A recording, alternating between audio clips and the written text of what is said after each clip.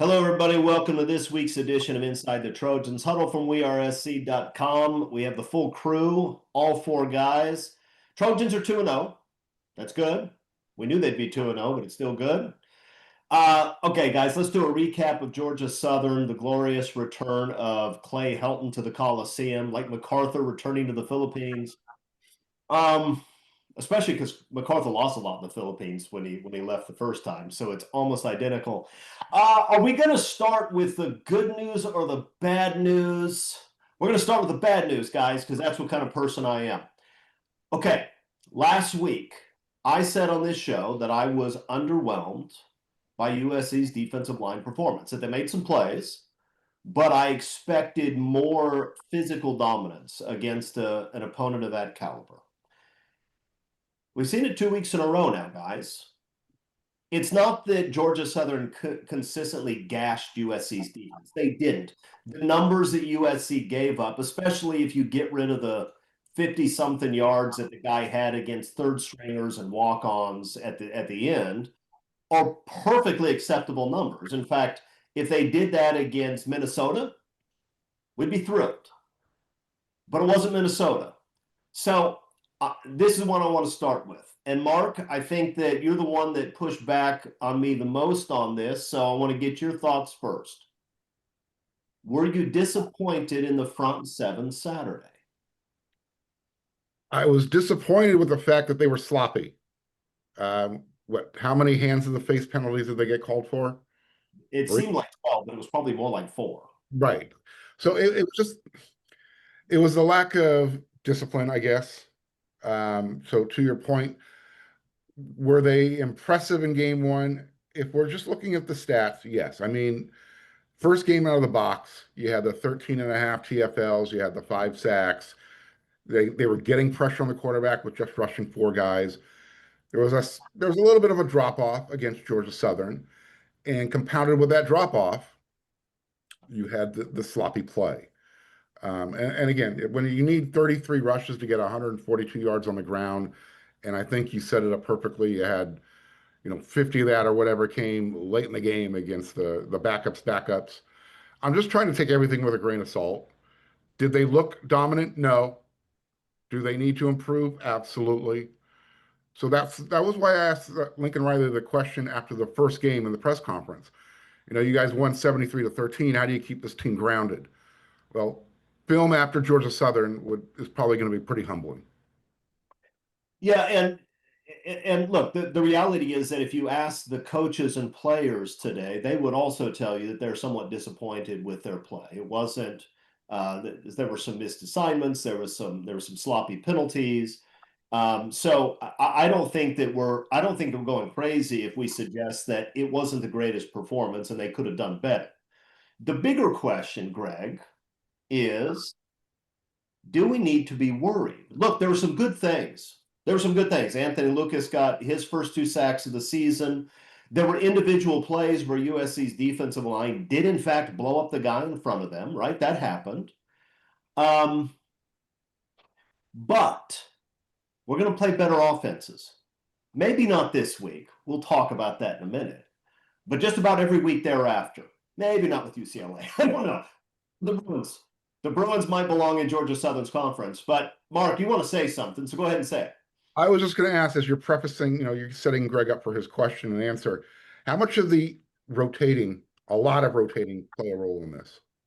I have an answer for that in a second, but I'm going to let Greg deal with it first. Greg, do we have cause to be concerned about this defense going forward? Or are these the sorts of growing pains you would expect when you have a lot of guys who haven't played a ton, and we should feel comfortable that things will get better as the year goes on rather than get worse as better opponents are on the field? What are your thoughts? They definitely have to get better. I said that last week. A lot of people disagreed with some of the things I said, and I said, well, that's unfortunate. They're entitled to their opinion, as I am with mine. They're only my opinions. But I thought that what I saw this past week would be when you project facing teams that are much more talented, much more skilled, have players that can make a difference. I am concerned. I don't know how good this team is. Uh, and I'm trying to figure out, you know, I know they're scoring a lot of points, and there's some really good players on the offense. But defensively, it's that's where a lot of the focus was in some cases about how good the defense is. I don't think the defense is great. I don't know if it's very good. I know that the teams they played aren't very good. And you know what? Purdue, of course, everyone's gonna say, well, they and Northwestern are picked for maybe last in the conference, but UCLA is going to give them a run for that. Uh, so my feeling is we're going to get a better idea starting off against even Purdue about things that I'm concerned about. Uh, Mayava has had a nice couple of games, no question about it. But let's see what happens when the pressure starts coming and the hitting starts coming. Because now that they're in the Big Ten, Say the offense, boys just, football. but because you're right, our focus in the offseason was the defense. The defense should be dramatically improved. Year 2 of Denton Lynn, you have all those big bodies up front. You have guys that seem to look. The coaches were excited. You look at it and say, "I like this defense." Eric, do you like this defense now? I still like it. You have the pieces, you have the talent, you can figure it out. I do. I'm surprised a little bit at how many kind of miscommunications and alignment stuff and those kind of things there are, but you're in week 2, right? And there's a bunch of guys who haven't played together a ton at all 3 levels, and you expect, I mean, this is why you set this schedule, right? I mean, this is why you have this. And they've talked about how great it is that we can play all these guys and see what we have and all of that stuff. And you're still, I mean, the scores are, lopsided. Like you're crushing these 2 teams that you've played. Um, it's the same thing, right? What you guys have said. There's flashes, and if you can take the best play that all the guys made and run that out for 50 snaps a game or whatever it is, you feel great about it. And that's what Danton Lynn, that's what Lincoln Riley, that's what they've always said. Like, great players are not judged on their best plays. Your worst plays are what sort of defines you as a player. And right now there's too many of those. And so you have to raise that floor. I think just about everybody right now on defense. And that's what kind of the ease into the year is, and all of that. So if you look at them and you say, okay, they're gonna get better, they're gonna cut down on the miscommunication stuff, the alignment stuff, they're gonna get more, the guys who haven't played a lot in the past are going to get better. You know, I'm not terrified about what's coming up. There's enough here to figure it out. Uh, but yeah, the stuff where like veteran guys who have played a lot, and maybe not at USC and not in this scheme, but where those things are happening now back to back weeks. Okay, let's let's see if we can get, that kind of stuff ironed out. And I think that you can. So at no point am I going, oh man, week 7 or wherever, when they're playing Michigan, playing Notre Dame, those are still going to be problems. But there is a lot of what we had coming into the season. Like, a lot of players don't have a ton proven at USC or in this scheme. And so you have to take a big step forward from a ton of guys on both sides. And so that's still where we are right now. I think there's, you like it. And if you want to go glass half full, you can. If you want to go glass half empty, you can. But I think the pieces are still there to be fine this year. Yeah, no, I actually agree with that. I think the defense will be fine this year. I was hopeful that they'd be more than fine, but I think there's a chance the offense could end up being better than I thought.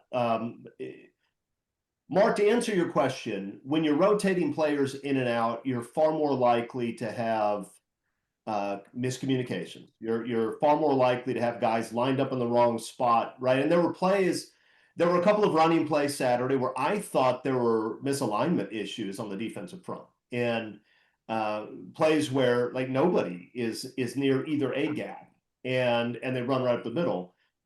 I think stuff like that gets ironed out. I think in the secondary, you've had a couple of miscommunications where we've given up big pass plays. And we're talking about guys who are experienced and played a lot of football, but they haven't played at USC. They haven't been in this system. I think that sort of thing will get cleaned up. My big concern on the defensive front is that I don't see who the guy is that is unblockable. You would when you have this many talented big bodies up front, when they're coached as well as they are, you'd like to see one guy sort of separate as a guy that nobody can handle. Most of those defensive guys, especially the starters, have moments where they beat blockers. Of course they do, right? They're not bad football players, they're good football players. What I don't see is an elite guy that can't be blocked. If Leonard Williams was playing against Georgia Southern last Saturday, he would have been unblockable unless you're putting two guys on him, and probably even then. The same is true for all the big names that we could list, the Pattersons, the Codys, the Cedric Ellises. Those guys would have wrecked that offensive line. USC doesn't have anybody at that level. They have some good players. I think they're better up front than they were last year. And I think that the team will continue to improve. So I don't think this is an inept defense, but I don't think it's going to be an overwhelming defense. And that's what I'd sort of hope to see. Does that answer the question? Sure. There are some places where, look, we expected the defensive line to take a massive step forward. And I think they have taken a step forward. I don't know that it's massive. And we were hoping that that would solve the problem where you have a lot of guys in the back seven who haven't played a lot of football. You know, Eric Gentry has, Kamari Ramsey has, to some extent, DeCarlos Nicholson has, but you don't have a ton of guys back there. And the way USC's been rotating, you are constantly playing back seven guys who have 17 career plays under their belt, right? So I expect there to be some mistakes. And USC's been playing some guys in the first 2 weeks that probably shouldn't be playing against better competition because they're just not ready. So I think we're going to see some improvements there. I don't know if we've seen from Desmond Stevens what we were hoping to see yet. This is one of the two linebackers that had separated themselves before the season, we were told. I don't know that what we're seeing from Desmond Stevens is to use the baseball terminology, a replacement plus inside linebacker in the Big Ten. I don't know that. Greg, what have we seen from Desmond Stevens, and are we satisfied with where he is? And if not, is it simply inexperience or is it something else? I think it's inexperienced. I think that he's trying to, get used to being one of the players that's been focused on. I'm not as concerned about him because I think he's got the physical attributes, and he certainly, in my talking with him, he's definitely got some brains to match it up. So I think it's just getting him the experience so that he can see it. And he's going to make some really good plays, and he's probably going to make some plays that he said, "Oh boy, what did I do that for?" So I'm not as concerned about him, but I think it's still an important position. It's an important thing, especially if the down four guys, which I think they'll play less of because they'll need to have players. I had no problem the first two games them playing a lot of players and looking at them and seeing what they're at, and they're getting a chance. But now we're getting really serious in a hurry because, as you mentioned, Chris, we're talking about a conference game. We're talking about a head coach from Purdue, and I know we'll talk about them in a bit. The head coach is really good. I mean, he's really good. He brought UNLV to back-to-back winning seasons in the first time, and who knows when? It's that far back, and he's not going to be intimidated by USC. And you know what? You make these mistakes against the two first teams that SC's played, and you go, well, we didn't get burned. Look at, we beat them by 35, 45, 55, whatever.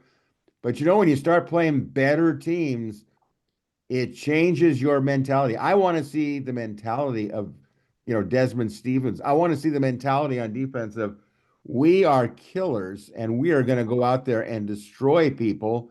Not that they played horrible. I would never say that they played horrible, but I want to see domination up front. I want to see hitting with guys on their back looking at the sky, and I didn't see enough of it to make me go, this is a real unit. Yeah, no, the defense did not play horrible, and before you start typing in the comments, that's not what we're saying. The defense did not play horribly, but when you play a weak schedule in the outset of the season, you set the bar where you have expectations that the team will dominate. If they had opened up with a power four opponent and played that type of defense, I think we'd be excited. We'd say there were still mistakes, but we'd be pretty excited about it. And to some extent, I think that's the point, right? If the numbers that they put up, the way they played, if that matches every single game as you go along, great. That's great. I mean, the sack numbers, the pressure numbers, the tackle for loss, like all that stuff is great. We're just at this point, you have to guess what the curve is, right? How bad is Missouri State? How bad is Georgia Southern? Maybe Georgia Southern runs the table and they're like a playoff team, in the lower conference. Like there's the potential for that. So at this point, there's a lot of that. And you go to Purdue and you put up the same numbers and your play sort of elevates as you go through the schedule, then they're fine. The assumption is if you play that way against Georgia Southern, the stats and all that don't quite look like that against Purdue, and then they're a little less maybe against Michigan State, then they're getting into sort of danger zone against again the Michigan, the Notre Dame, and again we're still guessing on Michigan. Can they come to the Coliseum and do anything, right? So that's where you are when you have two games against these teams. Although we thought we knew after LSU last year, and turns out they didn't they didn't do anything the rest of the year what they did against LSU. you don't always know. And I think, to be fair, I think Georgia Southern probably has some players in that offense that are pretty decent. I think that quarterback's a pretty good player. Like that guy's not bad. The wide receiver that caught the first touchdown pass, I think that guy can play. These are guys that could play in the Big Ten. Maybe not at Oregon, but they're guys that can play.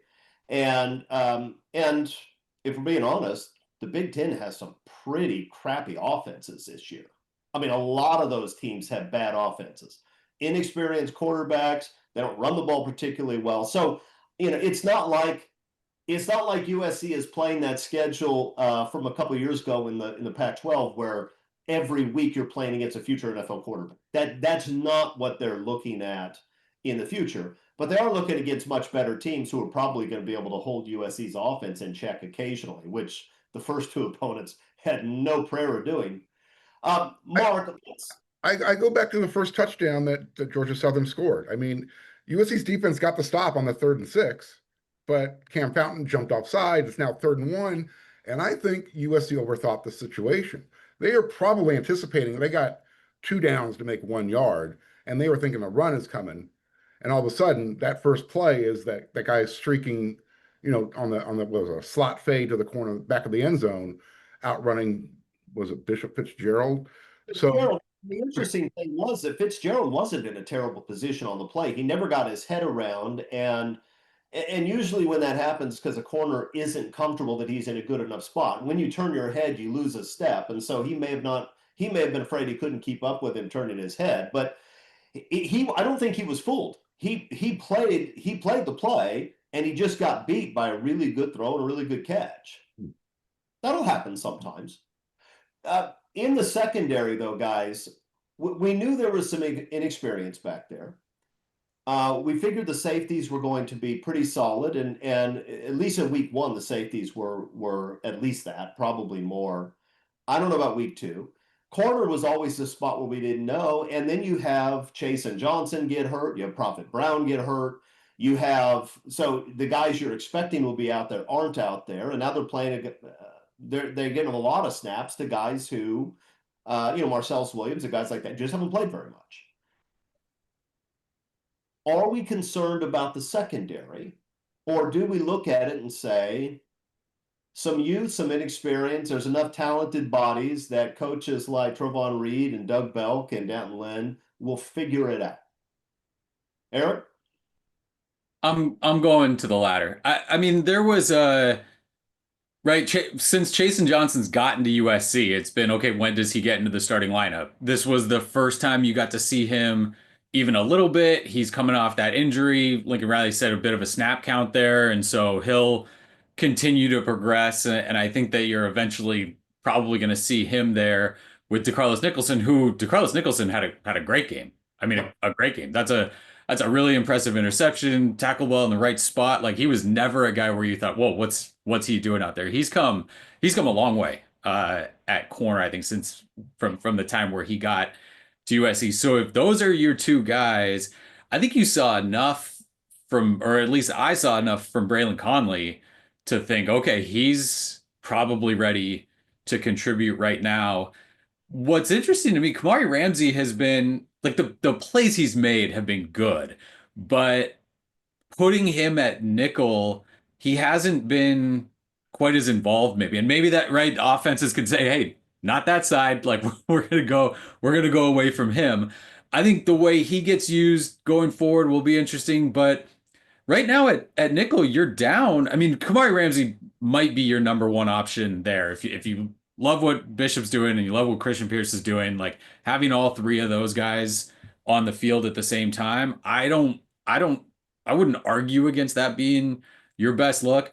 But you thought you had Prophet Brown at nickel, thought you had Alex Graham at nickel. Like those are two guys that potentially you get back here as you go forward a little bit. And so no, the concern, like I don't have a ton of concerns about the secondary right now. It was clear going into the year, the way Danlin talked about it, like we're gonna try everything. We're gonna look at everybody the first 2 weeks, start to see who can show up, start to narrow it down then, and then go. That's really the secondary is the only spot when you talk about like heavy rotation and looking at guys like that wasn't totally the case up front, like defensive line and linebacker. You look at sort of who took more than 15 snaps in that game, and it's all guys that need to play a lot this year. Like it wasn't like, hey, let's try this, let's try that. In the secondary, you got a lot, like you're not going to play five corners significant snaps in most games, and that's what you're doing in that one. So no, I think it gets ironed out. I think as Chasen Johnson gets more involved and back to full health and all of that, I don't have a ton of concerns about this secondary playing against this run of quarterbacks that you're seeing this year. It's just not, there's just not a lot out there that really terrifies you in terms of like arm talent and offensive kind of arsenals out there. Yeah, Greg, when you're talking about Alex Graham, who we haven't really seen yet, even though he was going to be the starting nickel, we thought. Braylon Conley, who played a little bit last year, not a ton. Chasen Johnson, who played some at UCF last year, but so I mean, these guys are all extremely young. With the coaching staff USC has in the secondary, can't we expect that guys like Graham, Conley, and Johnson are likely to make huge strides over the course of the year? I mean, these guys, we haven't come close to seeing the best of these guys in 2025, have we? No. And you know what? It's going to take some time to be patient for them to get back, to start playing, to get there. They're not going to have the advantage of playing against the weaker teams. They're going to be facing better teams. Maybe some of them are really better teams. I have concern about the corners because of SC. They need to be able to stop the rush. They need to stop the rush. And those corners get caught worried about the rush and then worried about the pass. We don't know that yet because they haven't faced somebody who can really push that pressure. I think the coaches know who they probably want to play, and we're going to see that beginning this week, I think. Yeah, I think that's probably true. And we are going to see a different style of football. Georgia Southern was not going to come in and line up with a bunch of tight ends and run the ball off tackle all day. And USC wasn't trying to defend that type of offense. They had six in the box most of the game. And And a couple of years ago, in Caleb's first year, when Notre Dame came to town, USC's defense wasn't very good that year. They just outscored everybody. But when Notre Dame came in, playing that power football and multiple tight ends, running the ball off tackle, USC's defense actually played as well as they had in a long time. So what we haven't yet seen is a Big Ten style offense against this defense. We haven't seen USC put 7 in the box. We haven't seen USC bring a safety up to help against the run. And so I don't know what the defense looks like against that style of offense because we haven't seen it. But we're going to see that a bunch. Because if you look at the Big Ten quarterbacks, other than Penn State and maybe Oregon, maybe Illinois, you don't have a lot of teams that feel great about their quarterback situation or their passing game.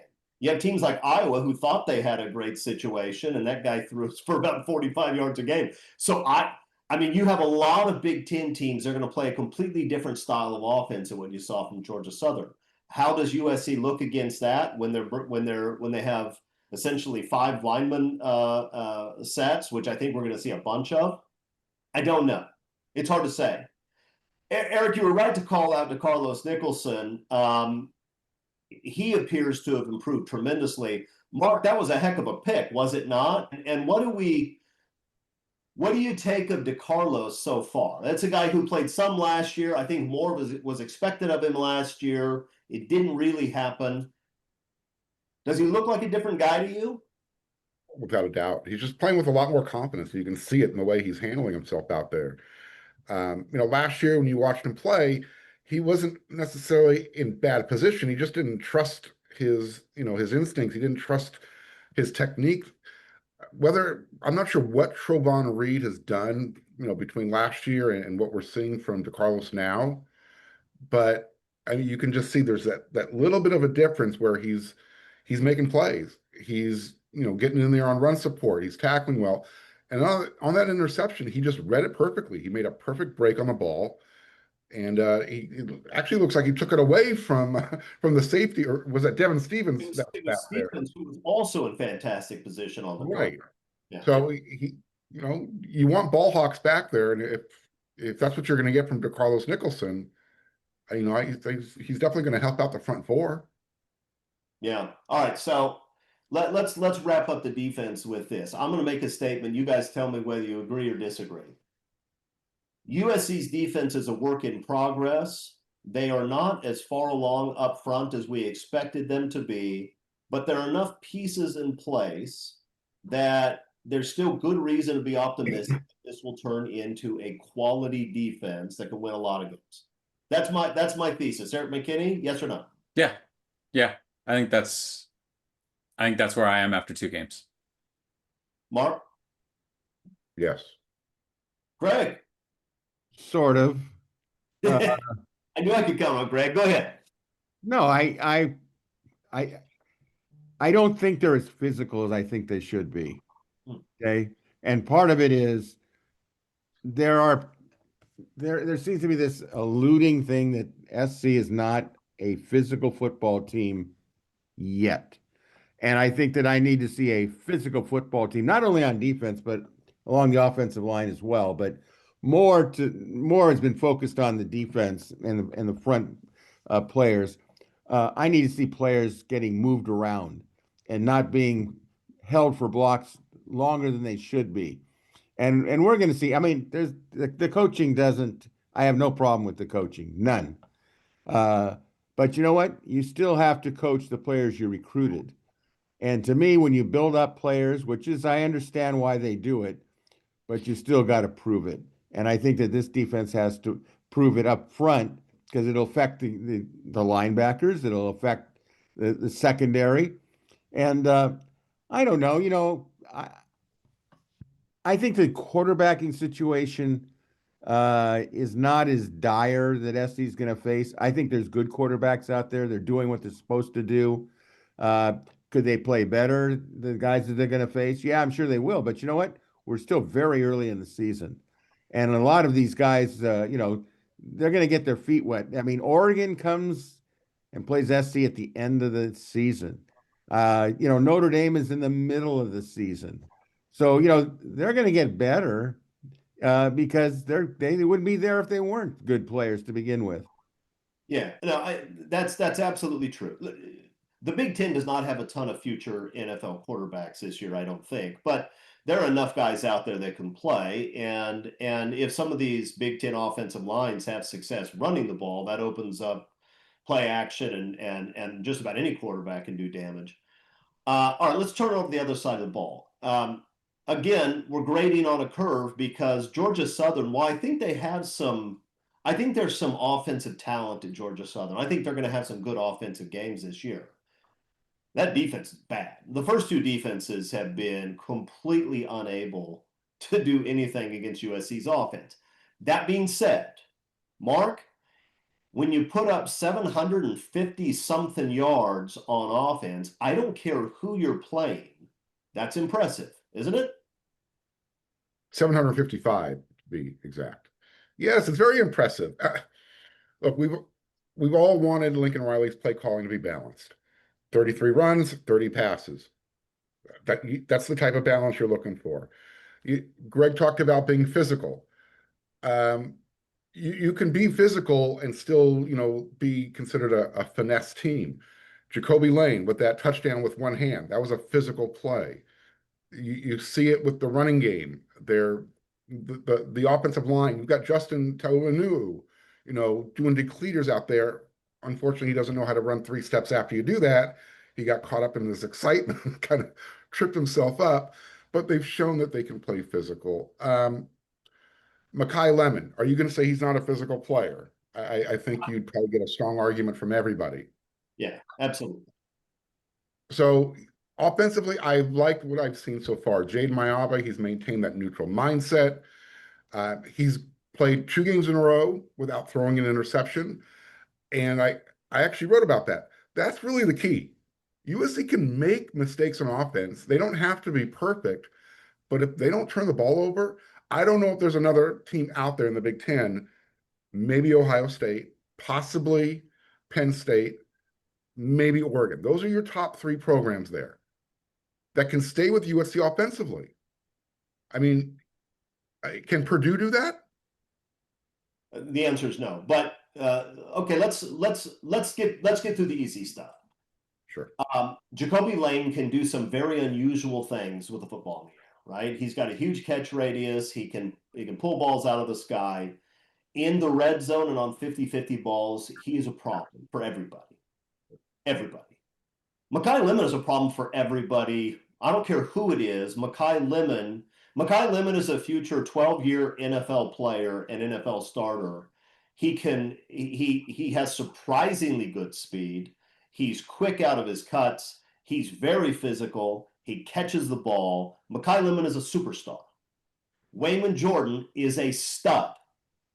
He's not the only one in that running back room, but he's different. He's different. He is a spectacular football player. So let's just put that aside, because every team that USC faces is going to say, okay, those 3 guys are a problem, and we're going to figure out what to do. And most teams aren't going to have an answer for that. That's just the reality. Do you have an answer for Eli Sanders out of the backfield? Do you have an answer for Lincoln Riley, all of a sudden finding his tight ends again? 3 tight ends with a touchdown so far. Here's the answer. If it exists, here's the answer. USC's offensive line hasn't seen a defensive line yet. And Jaden Mayava, like every quarterback in the history of football, is a very different dude when he's got somebody in his face. He had one bad decision in that game, and he's in a clean pocket throwing to open guys who are much better athletes than the guys that are trying to cover them. He's done a good job. But Eric, what have we learned about the offensive line? Because we all knew that if the offensive line played well, the offense would score a lot of points. Everybody knows that.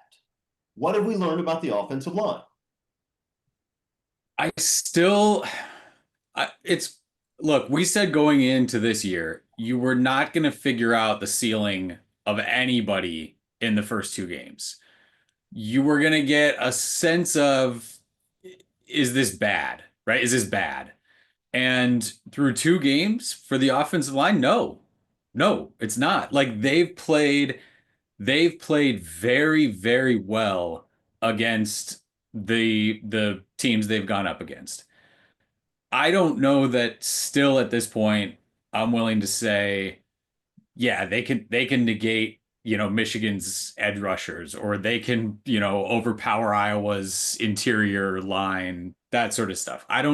Still don't think that we're there, but you can't pass the final when you're only taking the pop quiz. Like you have to do that right now, and they've aced it so far. Like they've looked really good. Tobias Raymond has done really well at left guard. I thought Alani Noah played really well game one. I thought Micah Van Willis played pretty well game two. I still think it's the dominant edge rushers, right? The tackles have been good against these guys. Neither of those guys are coming into the game. Nobody that Missouri State or Georgia Southern put on the edge were you going, uh-oh, that guy's coming, right? Last year, Penn State had a guy, Michigan had a guy, even Minnesota had a guy, right? Those teams all had a guy on the edge, and you said, okay, that guy can't do it, and that guy did it. In all those games, the players that you pointed to on the edge made a huge kind of game-changing play. And so that still exists out there, right? Illinois has a guy that we're going to talk about all week. He's the guy. He's the guy. And so that's still the test that's out there for them. But at this point, no, there's not a position on that offensive line where I'm going, uh-oh, that's definitely going to be a problem. It looks good. I think the run game, the way they've worked, the way they've hit almost every single pull. Like they're not looking for guy. Like last year, you had a bunch of times where offensive linemen in space were looking around behind him and checking out. Like they couldn't find a guy, they couldn't make contact. They're doing much better out in space, getting hands on players this year, and you're seeing that, right? The big plays are because of that, or because you are both right at the line, like point of contact, but you're also getting through and hitting guys in that second level and out in space too. So far, so good for the offensive line. Again, the bigger tests, like the bigger portion of your grade, is still out there at this point. Yeah, Greg, we don't know how good the offensive line is. We can't possibly know that after 2 weeks, but we can at least give these guys credit. They don't seem to be missing assignments. They seem to know what they're supposed to do. We're not having false start penalties. We're not having holding penalties. We're not having stupid mental errors. I mean, that's worth something, isn't it? Oh, absolutely. I said before, you don't have to have five guys going to the NFL. What you have to have is you have to have a unit that plays as one, that thinks as one, that doesn't make holding penalties at the worst possible time, that doesn't, pop off and say something that should keep their mouth shut. To me,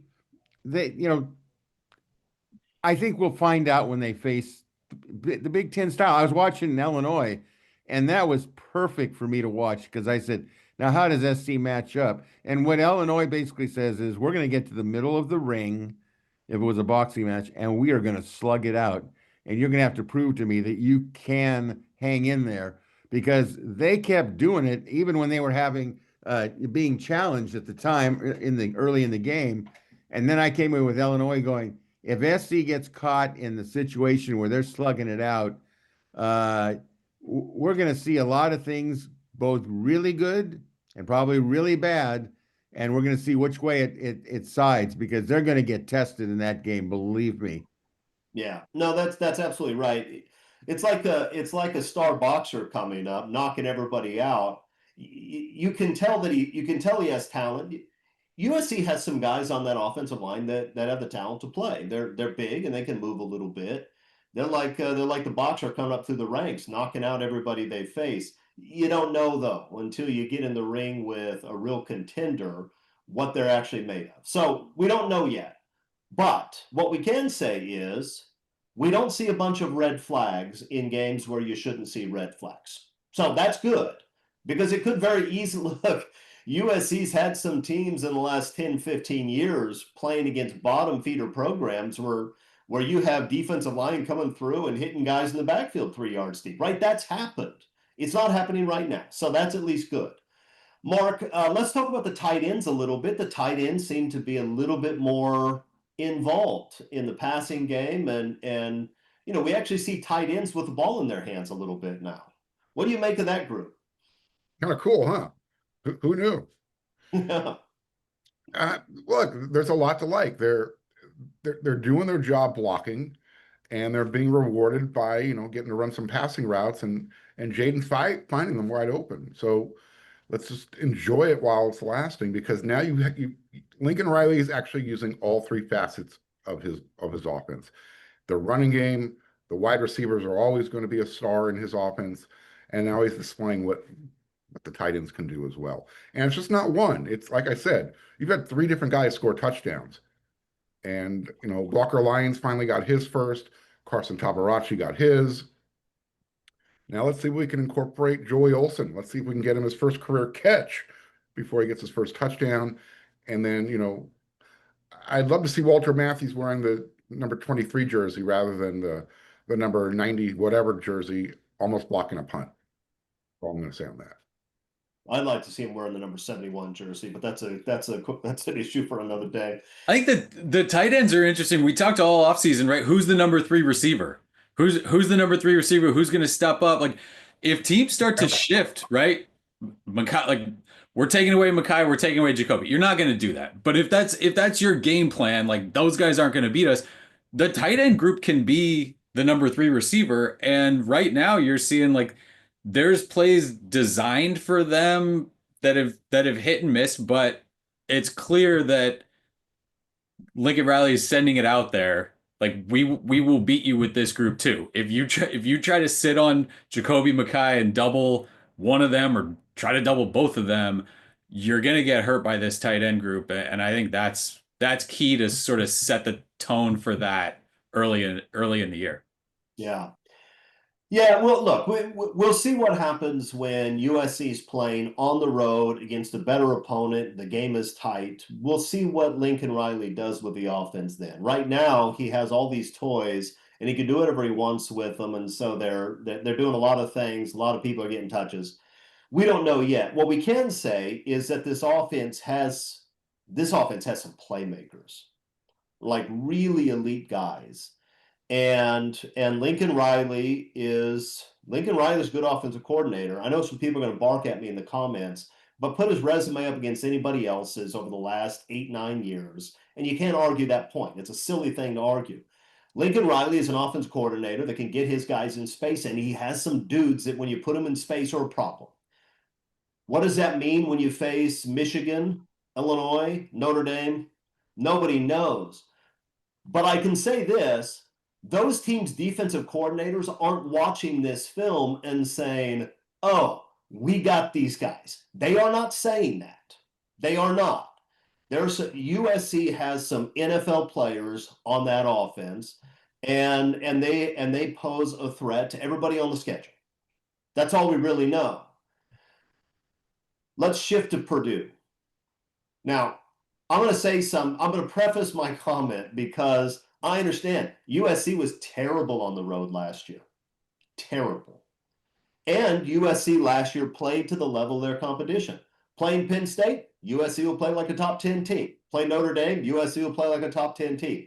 Play a bottom feeder, USC will play like a bottom feeder. So I don't know. I mean, they didn't do that in the first 2 games this year, but that is the history. And so I know all that. I don't need you to tell me that and tell me I don't know what I'm talking about. I get all that. Purdue's not any good, guys. Purdue is not any good. This is a team that was horrible last year. Last place team in the Big Ten, horrible. Then they lost everybody. They're throwing a bunch of transfers out there, and they're just hoping things will work.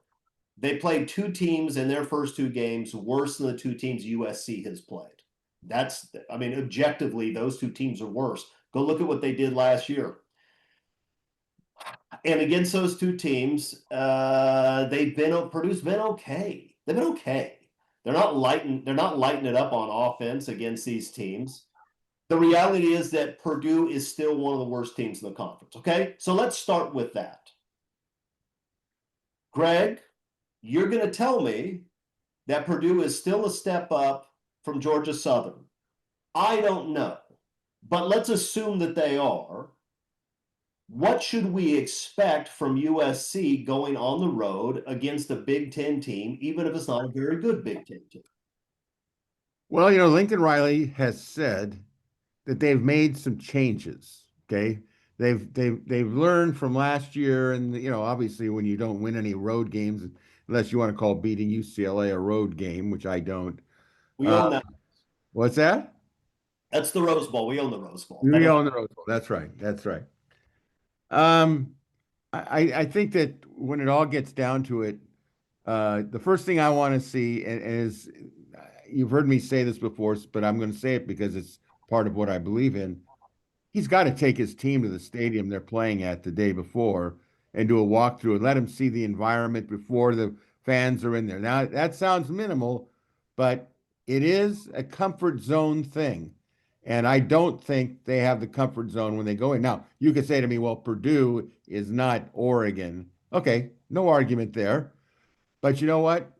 When you have been in the position that Purdue is with a coach that's pretty good and they're undefeated, yeah, okay, so they beat two teams that didn't even approach SC's, the teams that SC played. It doesn't matter to me. They're winning. They're 2-0. They want to win as badly on Saturday as SC wants to win.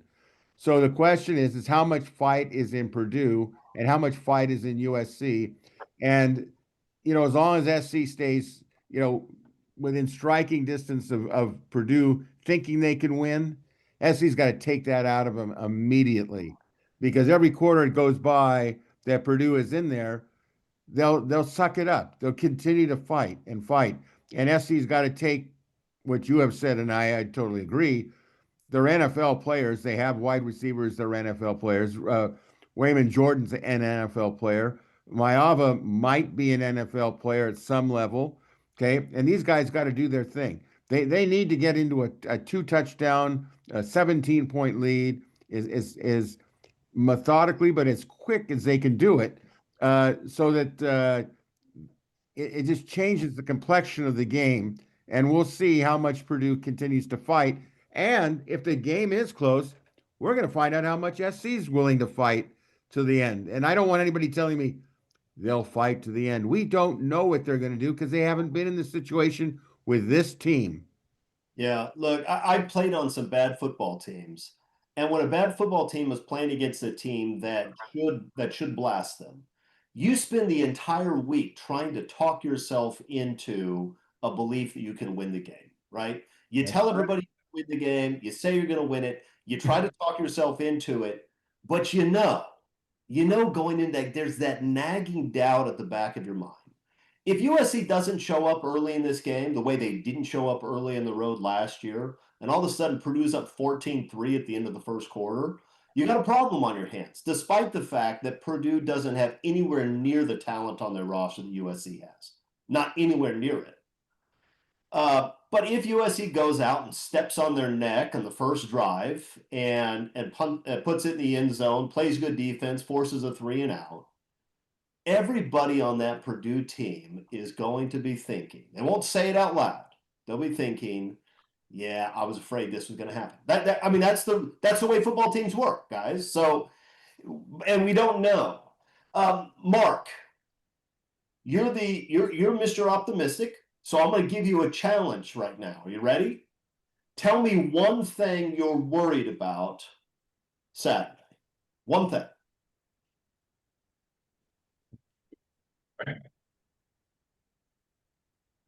It probably goes back to what happened on Saturday against Georgia Southern. USC playing sloppy. I mean, in Purdue's last game, they were down 14-0 to Southern Illinois. They ended up winning the game 34-17. So, and I think that's what you guys were just talking about.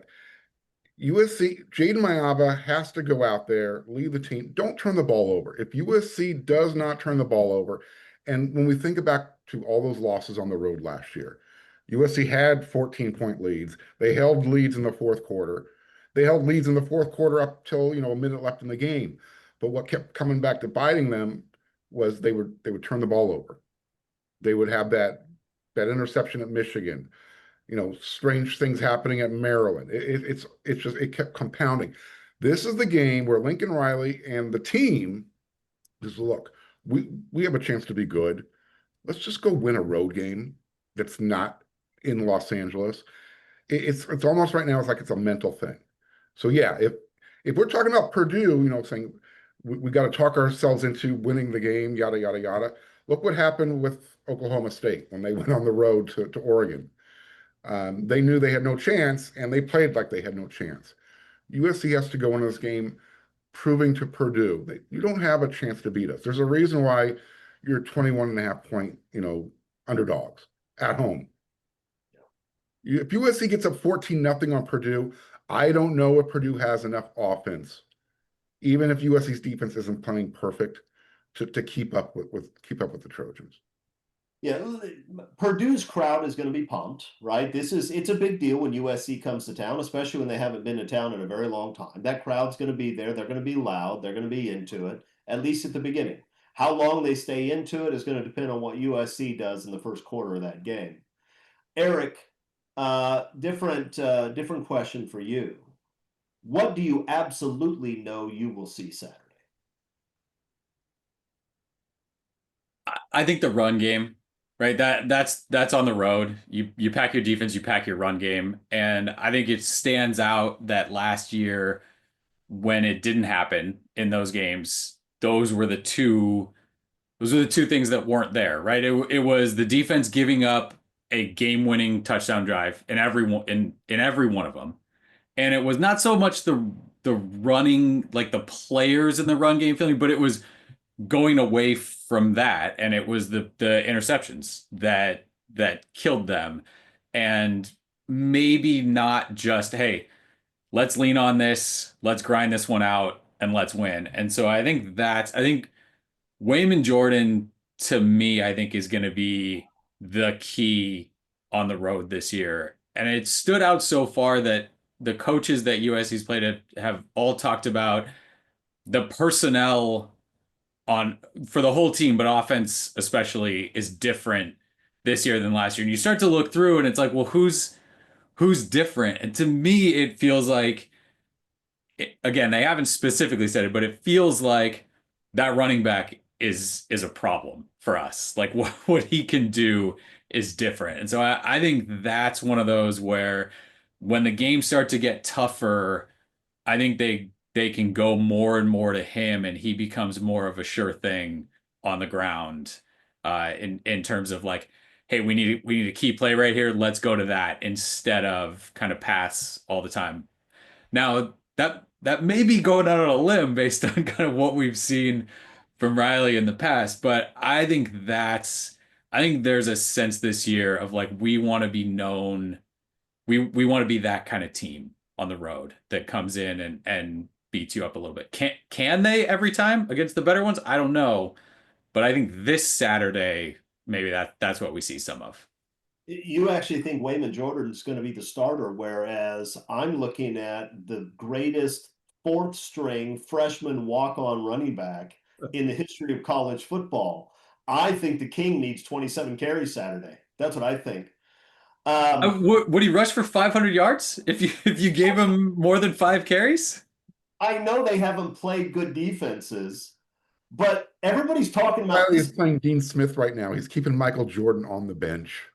Everybody talks about how this guy breaks long runs in practice every week. I thought, well, that's weird. Then you watch him play; he's breaking long runs every week now too.